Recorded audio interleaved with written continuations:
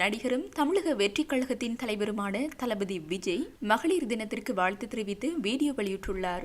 இதில் எல்லாருக்கும் வணக்கம். இன்னைக்கு மகளிர் தினம்.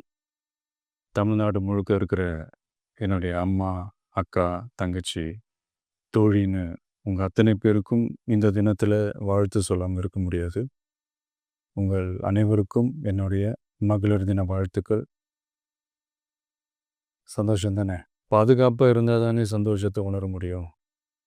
அப்படி எந்த பாதுகாப்பும் இல்லாதப்போ, இன்செக்யூரிட்டியாக இருக்கிறப்போ எந்த சந்தோஷமும் இருக்காது தானே அப்படின்னு நீங்கள் நினைக்கிறது எனக்கு புரியுது.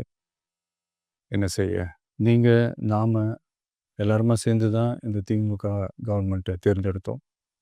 ஆனால் அவங்க எப்படி நம்மளை ஏமாற்றுவாங்கன்னு இப்போ தானே தெரியுது. எல்லாமே இங்கே மாறக்கூடியது தானே, மாற்றத்துக்கு உரியது தானே. கவலைப்படாதீங்க. 2026 நீங்கள் எல்லாரும் சேர்ந்து, இல்லை நாம் எல்லாரும் சேர்ந்து இந்த மகளிருக்கான பாதுகாப்பை உறுதி செய்ய தவறிய இவங்களை மாற்றுவோம்.